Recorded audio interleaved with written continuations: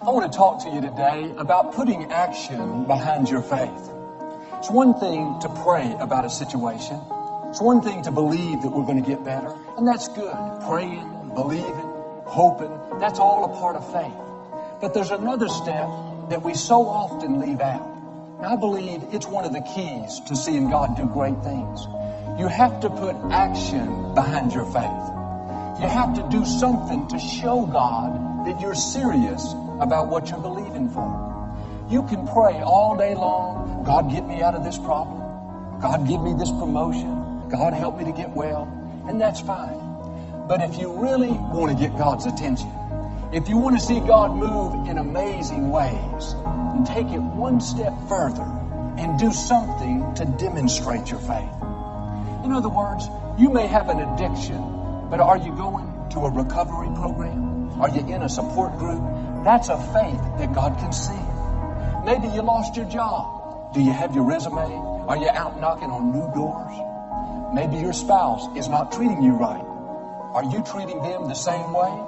Or are you treating them the way you want to be treated? That's what allows God to do the extraordinary.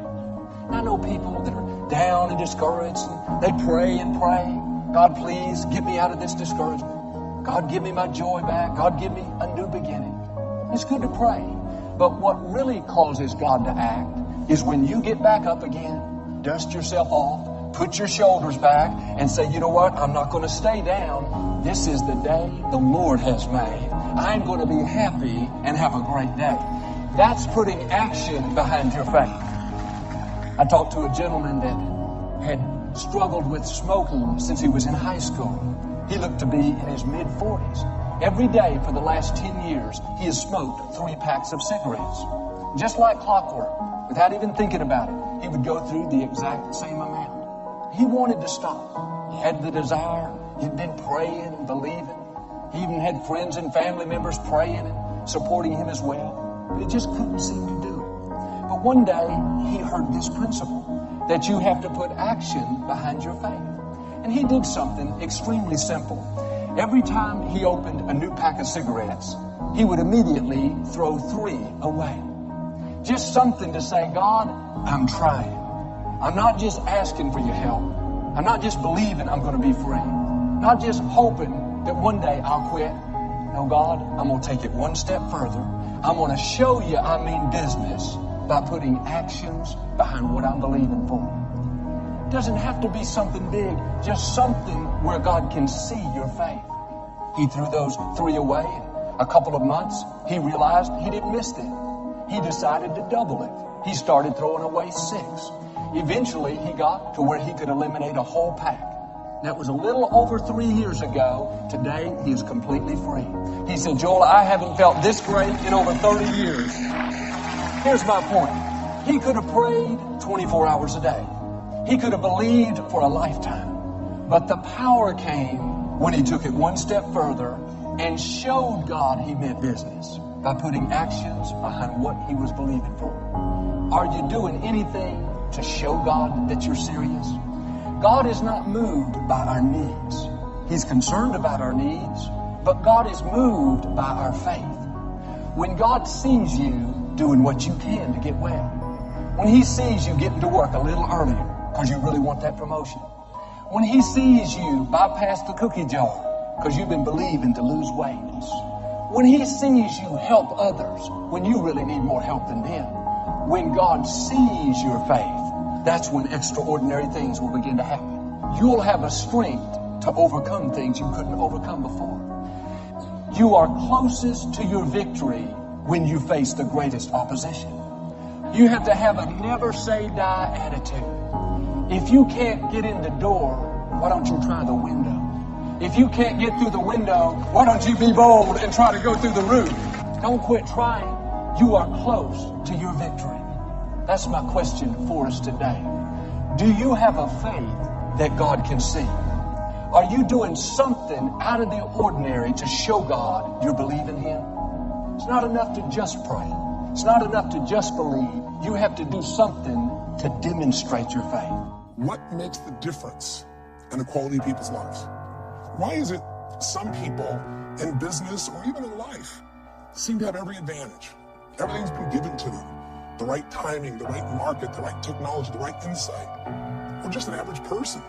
Did you ever notice how sometimes the people that were given everything, they were given love, support, education, money, very oftentimes those are the people that spend their life going in and out of rehab.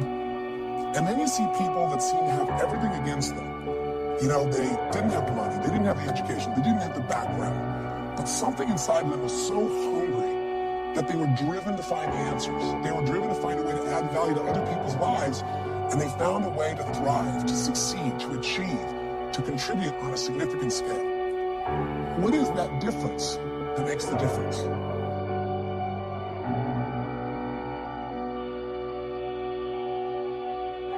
I don't care how much money you make, you only get 24 hours in a day. And the difference between Oprah and the person that's broke is Oprah uses her 24 hours wisely.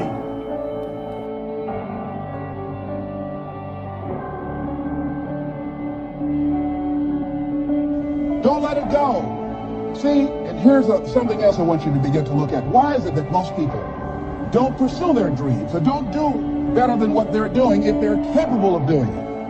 I think that many of us don't go the next step because we don't know what to do yet. And I say that the reason that we don't even explore the possibility of what to do is because subconsciously we don't believe that it can happen for us, and we don't believe that we deserve it.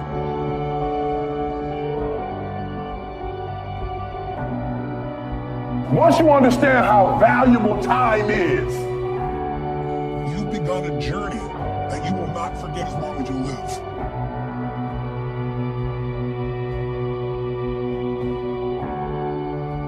when I went to college, guys were way smarter than me. 4.0s, 3.0s, they went to the Ivy League high schools, came to Oakwood from these great high schools. Most of them are not doing what I'm doing. Why? Because it's not about where you come from. It's about heart. You come to a place where, being smart ain't enough. You gotta have heart.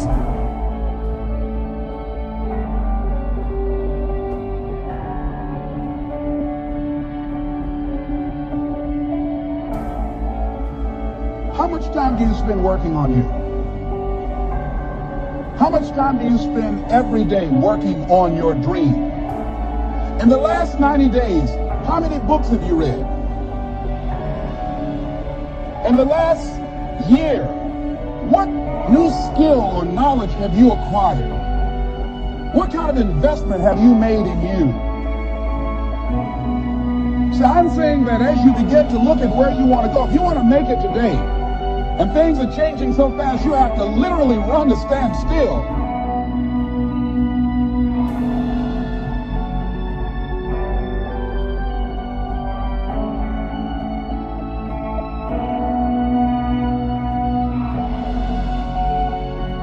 There's patterns that psychologically and emotionally make us not use our ability, make us get frustrated or angry or overwhelmed or uncertain or scared or fearful and freeze up.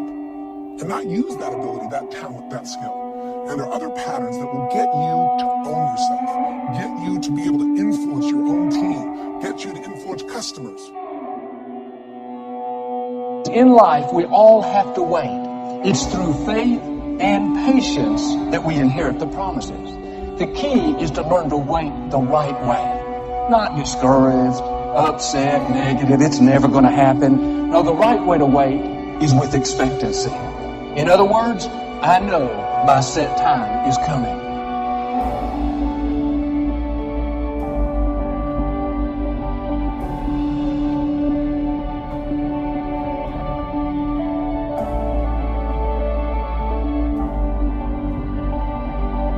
What's the benefit of allowing fear to hold you back? What's the benefit of giving up on yourself? Of not stepping out on life and taking life on? What is the benefit for you? What's the plus in that? It's one of the things I had to ask myself. So I didn't want to make any mistakes. I wanted everybody to like me. I wanted to be perfect the first time I did something. It's not going to happen. You're going to make some mistakes. You're going to hurt some folks' feelings. You're going to create some enemies. Whenever you decide that you want to begin to take life on, you got to ask yourself, how long am I going to allow this to hold me back?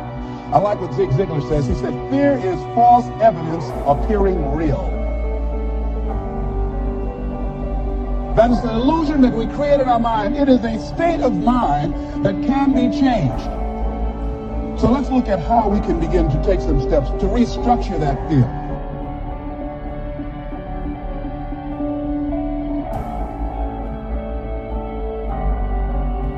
All right, I gotta say this. I gotta take my time because I want to make sure you get this.